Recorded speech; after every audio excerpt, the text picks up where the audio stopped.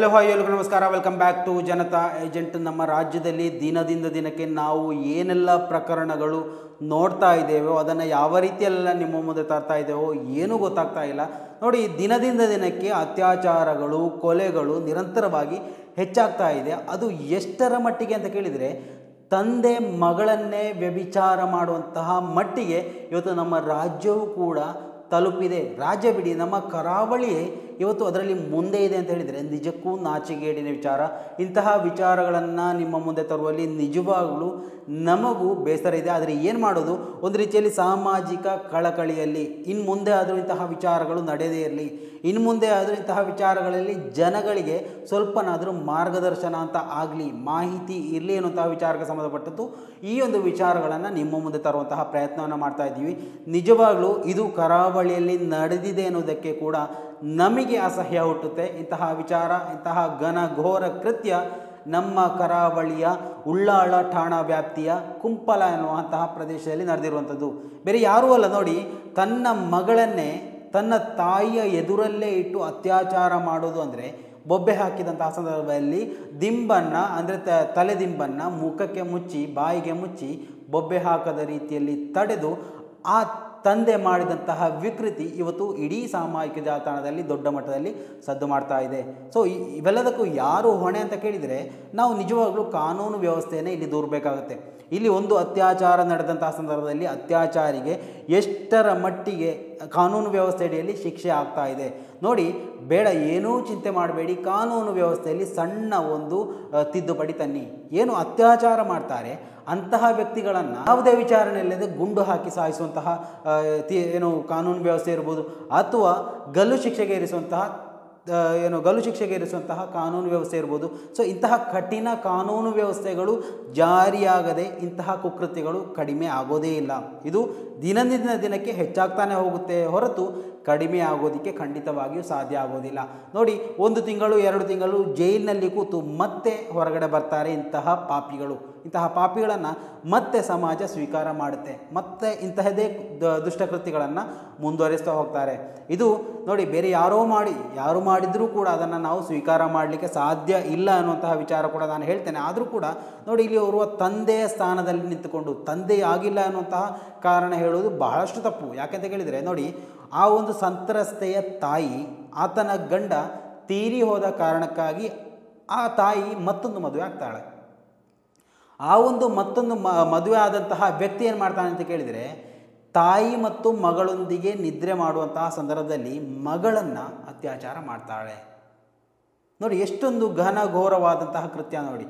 ನಾವು ನಿಜಕ್ಕೂ ನಮ್ಮ ಈ ಒಂದು ಕರಾವಳಿ ಊಹಿಸಲಿಕ್ಕೂ ಸಾಧ್ಯವಿಲ್ಲದಂತಹ ವಿಚಾರ. ನಾವೇನು ಮೊದಲು ಬಾಂಗ್ಲಾದೇಶದಲ್ಲೋ, ಪಾಕಿಸ್ತಾನದಲ್ಲೋ, ಅಫ್ಘಾನಿಸ್ತಾನದಲ್ಲೋ, ಅಥವಾ ಇನ್ನಿತರ ಯುರೋಪಿಯನ್ ಕಂಟ್ರೀಸ್ಗಳಲ್ಲೋ, ಅಮೇರಿಕಾದಲ್ಲೋ ನಾವು ಕೇಳ್ತಾ ಇದ್ದಂತಹ ವಿಚಾರಗಳು ಆಮೇಲೆ ನಮ್ಮ ನೆರೆ ರಾಜ್ಯಗಳಿಗೆ ಬಂದು ತಲುಪ್ತಾ ಇತ್ತು. ಇವಾಗ ನಮ್ಮ ರಾಜ್ಯದ ಒಳಗೆ ನಡೀತಾ ಇದೆ, ಇವಾಗ ನಮ್ಮ ಕರಾವಳಿಯಲ್ಲೇ ನಡೀತಾ ಇದೆ.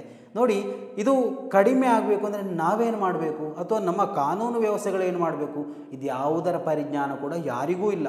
ನಮ್ಮ ಕಾಲಬುಡಕ್ಕೆ ಬರಬೇಕು ಎನ್ನುವಷ್ಟರ ಮಟ್ಟಿಗೆ ನಮ್ಮ ಕಾನೂನು ವ್ಯವಸ್ಥೆ ಹದಗೆಟ್ಟದ ಹಾಗೆ ಕಾಣ್ತಾ ಇದೆ. ನೋಡಿ, ಮೊನ್ನೆ ಪುತ್ತೂರಿನಲ್ಲಿ ಓರ್ವ ಪೊಲೀಸ್ ಆಟೋ ರಿಕ್ಷಾ ಚಾಲಕನನ್ನು ಯಾವ ರೀತಿಯಲ್ಲಿ ಬೆನ್ನಟ್ಟಿ ಹಿಡಿದ ಅನ್ನೋದನ್ನು ನೀವು ಗಮನಿಸಿರ್ಬೋದು. ಇಡೀ ಸಾಮಾಜಿಕ ಜಾಲತಾಣದಲ್ಲಿ ವೈರಲ್ ಆಗಿತ್ತು ನೋಡಿ. ಅಷ್ಟು ಏನು ಯೂನಿಫಾರ್ಮ್ ಹಾಕಿಲ್ಲ, ಆಟೋ ರಿಕ್ಷಾ ಡ್ರೈವರ್ ಯೂನಿಫಾರ್ಮ್ ಹಾಕಿಲ್ಲ ಅನ್ನುವಂತಹ ಒಂದೇ ಒಂದು ಕಾರಣವನ್ನು ಇಟ್ಟುಕೊಂಡು ಆತನನ್ನು ನಿರ್ದಾಕ್ಷಿಣ್ಯವಾಗಿ ಬೆನ್ನಟ್ಟಿ ಬಂದು ಅಪಘಾತ ಸೃಷ್ಟಿ ಮಾಡುವಂತಹ ಒಂದು ರೀತಿಯಲ್ಲಿ ಆತನನ್ನು ಸೆರೆ ಹಿಡಿಯುವಂತಹ ಒಂದು ದೃಶ್ಯ.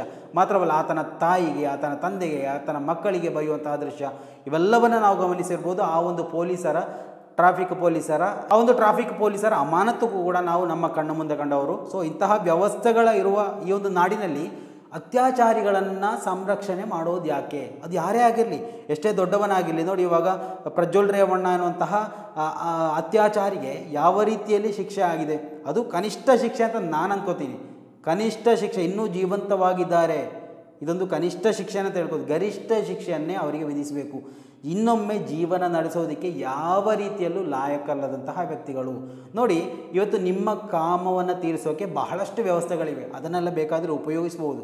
ಇಂತಹ ನೀಚ ಕೃತ್ಯವನ್ನು ಮಾಡೋದಕ್ಕಿಂತಲೂ ಅಂತಹ ವ್ಯವಸ್ಥೆಗಳನ್ನು ನೀವು ಉಪಯೋಗಿಸ್ಬೋದು. ಅದು ಬಿಟ್ಟು ಕಂಡ ಹೆಣ್ಣು ಮಕ್ಕಳಲ್ಲಿ ಅಥವಾ ಏನು ಒಬ್ಬಂಟಿಗರಾಗಿ ಹೋಗುವಂತಹ ಹೆಣ್ಣು ಮಕ್ಕಳನ್ನು, ಮಹಿಳೆಯರನ್ನು ಚುಡಾಯಿಸೋದು, ಸ್ವಂತ ಮಕ್ಕಳನ್ನೇ ಆ ಒಂದು ಕಾಮದ ಕಣ್ಣಿನಲ್ಲಿ ನೋಡುವಂಥದ್ದು ಎಷ್ಟೊಂದು ಅಸಹ್ಯ ಅಂತ ಅನಿಸುತ್ತೆ. ನಿಜವಾಗ್ಲೂ ಇಂತಹ ವಿಚಾರಗಳನ್ನು ನಿಮ್ಮ ಮುಂದೆ ತರೋದಕ್ಕೆ ನಿಜಕ್ಕೂ ಬೇಸರವಾಗುತ್ತೆ. ಆದರೆ ಏನು ಮಾಡೋದು, ನಮ್ಮ ಈ ಒಂದು ಕರಾವಳಿಯನ್ನು ಶುದ್ಧಿ ಮಾಡಬೇಕು ಅಂತೆ ನಾವು ನೀವುಗಳು ಧ್ವನಿಯಾಗಲೇಬೇಕು. ಈ ಒಂದು ವಿಚಾರದಲ್ಲಿ ನಾವು ಮಾತಾಡಿಲ್ಲ ಅಂದರೆ ಇಂತಹ ಕೃತ್ಯಗಳು ಹೆಚ್ಚಾಗುತ್ತಾನೆ ಹೋಗುತ್ತೆ. ಕಾನೂನು ವ್ಯವಸ್ಥೆಗೆ ಕೂಡ ಇದೊಂದು ರೀತಿಯಲ್ಲಿ ನಾವು ವರದಾನವಾಗಿ ಕೊಡುವಂತೆ ಆಗುತ್ತೆ. ನಾವು ನಿಜವಾಗ್ಲೂ ಇಲ್ಲಿ ಬರೀ ಆರೋಪಿಗಳನ್ನು ಮಾತ್ರವಲ್ಲ, ಕಾನೂನು ಪಾಲಕರನ್ನು, ಸರ್ಕಾರವನ್ನು ನಾವಿಲ್ಲಿ ಬಡಿದೆಬ್ಬಿಸುವಂತಹ ಪ್ರಯತ್ನವನ್ನು ಮಾಡಬೇಕು. ಅತ್ಯಾಚಾರಿಗಳನ್ನು ಯಾವ ರೀತಿಯಲ್ಲೂ ರಕ್ಷಣೆ ಮಾಡಬೇಡಿ, ಯಾವುದೇ ಧರ್ಮ ಆಗಿರಲಿ. ನೋಡಿ, ಇವನ ಹೆಸರನ್ನು ಕೇಳಿದರೆ ಅಮೀರ್ ಅಂತ ಇವನ ಹೆಸರಂತೆ. ಅಮೀರ್ ಎನ್ನುವಂತಹ ಹೆಸರನ್ನು ಇಟ್ಟುಕೊಂಡು ಆತ ಮಾಡಿದಂತಹ ದುಷ್ಕೃತ್ಯವನ್ನು ನೀವು ನೋಡಿ ಒಮ್ಮೆ. ಆ ಒಂದು ವಿಚಾರಕ್ಕೆ ಸಂಬಂಧಪಟ್ಟಂತೆ ಒಂದು ವರದಿ ಇದೆ ನೋಡಿ. ಬಾಲಕಿಯ ಮೇಲೆ ಮಲತಂದೆಯೇ ಅತ್ಯಾಚಾರಗೈದ ಘಟನೆ ಉಳ್ಳಾಳ ಠಾಣಾ ವ್ಯಾಪ್ತಿಯ ಕುಂಪಲ ಬೈಪಾಸ್ನಲ್ಲಿ ನಡೆದಿರುವಂಥದ್ದು. ಈ ಪ್ರಕರಣಕ್ಕೆ ಸಂಬಂಧಿಸಿ ಆರೋಪಿ ಅಮೀರ್ ಎಂಬಾತನನ್ನು ಪೊಲೀಸರು ರವಿವಾರ ಬಂಧಿಸಿದ್ದಾರೆ. ಸಂತ್ರಸ್ತೆಯ ತಂದೆ ಮೃತಪಟ್ಟ ಬಳಿಕ ಆಕೆಯ ತಾಯಿ ಅಮೀರ್ ಎಂಬಾತನ ಜೊತೆಗೆ ವಿವಾಹವಾಗಿ ಕುಂಪಲದ ಬಾಡಿಗೆ ಮನೆಯೊಂದರಲ್ಲಿ ವಾಸವಿದ್ದರು. ಈ ಮಧ್ಯೆ ತಾಯಿ ಹಾಗೂ ಅಪ್ರಾಪ್ತ ಮಲಗಿದ್ದ ಸಂದರ್ಭದಲ್ಲಿ ಆರೋಪಿ ಅಮೀರ್ ಅಪ್ರಾಪ್ತನ ಮೇಲೆ ಅತ್ಯಾಚಾರವನ್ನು ಎಸಗಿದ್ದ. ಈ ಸಂದರ್ಭ ಅಪ್ರಾಪ್ತ ಕಿರಿಚಾಡಿದಾಗ ಆಕೆಯ ಬಾಯಿಗೆ ತಲೆದಿಂಬು ಇಟ್ಟು ಬಾಯಿ ಮುಚ್ಚಿಸಿದ್ದ ಅಂತ ಆರೋಪಿಸಲಾಗಿದೆ. ಉಳ್ಳಾಲ ಪೊಲೀಸ್ ಠಾಣೆಯಲ್ಲಿ ಒಂದು ಪ್ರಕರಣ ದಾಖಲಾಗಿರುವಂಥದ್ದು. ನೋಡಿ, ಆತನ ಫೋಟೋ ಕೂಡ ಎಲ್ಲವಿದೆ. ಯಾಕೆ ಇಂತಹ ವ್ಯಕ್ತಿಗಳನ್ನು ಯಾಕೆ ಇನ್ನೊಮ್ಮೆ ಫೋಟೋ ಇಟ್ಟು ಪೂಜೆ ಮಾಡೋದಕ್ಕಾಗತ್ತಾ? ಖಂಡಿತವಾಗಿ ಸಾಧ್ಯ ಇಲ್ಲ. ನೋಡಿ, ತನ್ನ ಮಗಳು ಅಂತಲೇ ನೋಡ್ಕೋಬೇಕು. ಯಾರದೇ ನೋಡಿ, ನಾವು ಯಾರನ್ನಾದರೂ ವಿವಾಹ ಆಗ್ತಾ ಇದ್ದರೆ ಅವರಿಗೆ ಮೊದಲೇ ಮಕ್ಕಳಿದ್ರೆ, ಅಂದರೆ ವಿಚ್ಛೇದನವನ್ನು ಪಡೆದು ಮಕ್ಕಳಿದ್ರೆ ಅದು ನಮ್ಮ ಮಕ್ಕಳೇ ಆಗ್ತಾರೆ. ನಾವು ಯಾವತ್ತೂ ಅದರಲ್ಲಿ ನಮ್ಮ ಮಕ್ಕಳಲ್ಲ ಅನ್ನುವಂತಹ ಚಿಂತೆ ಬರೋದಕ್ಕೆ ಸಾಧ್ಯನೇ ಇಲ್ಲ. ಅದರಲ್ಲಿ ಅಂತಹ ಒಂದು ವಿಚಾರಗಳುಳ್ಳವರು ಮಾತ್ರ ಅಂತಹ ಹೆಣ್ಣು ಮಕ್ಕಳನ್ನು ವರಿಸಲಿಕ್ಕೆ ಸಿದ್ಧರಾಗಬೇಕು. ಇಲ್ಲಿ ನೋಡಿ, ತನ್ನ ಸ್ವಂತ ಮಗಳಂತೆ ನೋಡಬೇಕಾದಂತಹ ಆ ಒಂದು ಹೆಣ್ಣು ಮಗುವನ್ನು ಅತಿ ಕ್ರೂರವಾಗಿ, ನಿರ್ದಾಕ್ಷಿಣ್ಯವಾಗಿ ಅತ್ಯಾಚಾರ ಮಾಡಿದಾನೆ ಅಂತ ಹೇಳಿದರೆ ಆತ ಇನ್ನೂ ಜೀವನ ನಡೆಸೋಕೆ ಲಾಯಕ್ಕಿಲ್ಲದಂತಹ ವ್ಯಕ್ತಿ. ಆತನನ್ನು ಏನು ಗುಂಡೇಟು ಹಾಕೋದು ಅಥವಾ ಗಲ್ಲು ಶಿಕ್ಷೆ ವಿಧಿಸೋದು ಏನಾದರೂ ಮಾಡಿ, ಆದರೆ 3 ತಿಂಗಳ ಸಜೆಯನ್ನು ಮಾತ್ರ ಕೊಡಬೇಡಿ. ದಯವಿಟ್ಟು ರಾಜ್ಯ ಸರ್ಕಾರದಲ್ಲಿ ಕಾನೂನು ಪಾಲಕರಲ್ಲಿ ಕಳಕಳಿಯ ವಿನಂತಿ ಇದೆ. ದಯವಿಟ್ಟು ಯಾರೇ ಆಗಿರಲಿ, ಧರ್ಮ, ಜಾತಿ, ಭೇದ ಇದ್ಯಾವುದು ಅತ್ಯಾಚಾರಿಗೋ ಅಥವಾ ಕಾಮಕ್ಕೋ ಖಂಡಿತವಾಗಿಯೂ ಇಲ್ಲ. ಅವರು ನೋಡುವಂಥದ್ದು ಒಬ್ಬಂಟಿಯಾಗಿ ಸಿಗುವಂತಹ ಹೆಣ್ಣು ಮಕ್ಕಳು ಇರ್ಬೋದು, ಅಸಹಾಯಕತೆಯಿಂದ ಕೂಡಿರುವಂತಹ ಹೆಣ್ಣು ಮಕ್ಕಳು. ಅಂದರೆ ಈ ಒಂದು ಹೆಣ್ಣು ಮಗು ಕೂಡ ಒಂದು ರೀತಿಯಲ್ಲಿ ಅಸಹಾಯಕಳಾಗಿದ್ಲು, ಏನೂ ಮಾಡದಂತಹ ಒಂದು ಪರಿಸ್ಥಿತಿ. ಅಂತಹ ಹೆಣ್ಣು ಮಕ್ಕಳ ಮೇಲೆ ಆಗುವಂತಹ ಶೋಷಣೆಯನ್ನು ಖಂಡಿತವಾಗಿಯೂ ಇಲ್ಲಿ ನೋಡಿ ಸುಮ್ಮನೆ ಇರೋದಕ್ಕೆ ಖಂಡಿತವಾಗಿಯೂ ನಮ್ಮಿಂದ ಸಾಧ್ಯ ಇಲ್ಲ. ಪ್ರತಿಯೊಬ್ಬರು ಯಾರೆಲ್ಲ ಈ ಒಂದು ವಿಡಿಯೋನ ವೀಕ್ಷಣೆ ಮಾಡ್ತಾ ಇದ್ದೀರಾ, ದಯವಿಟ್ಟು ಇದನ್ನು ನಿಮಗೆ ಸಂಬಂಧಪಟ್ಟವರಿಗೆ ತಲುಪಿಸುವಂತಹ ಒಂದು ಪ್ರಯತ್ನವನ್ನು ಮಾಡಿ. ಒಂದು ರೀತಿಯಲ್ಲಿ ಒಳ್ಳೆಯ ಮಾಹಿತಿ ಅಂತ ನಿಮಗೆ ಅನಿಸಿದರೆ ನಿಮ್ಮ ಅಭಿಪ್ರಾಯಗಳನ್ನು ಕೂಡ ಕಮೆಂಟ್ ಮಾಡಿ. ದಯವಿಟ್ಟು ಸ್ನೇಹಿತರೆ, ಮುಂದಿನ ಮಾಹಿತಿಯೊಂದಿಗೆ ಮತ್ತೆ ಭೇಟಿಯಾಗೋಣ. ಅಲ್ಲಿವರೆಗೂ ನಮಸ್ಕಾರ.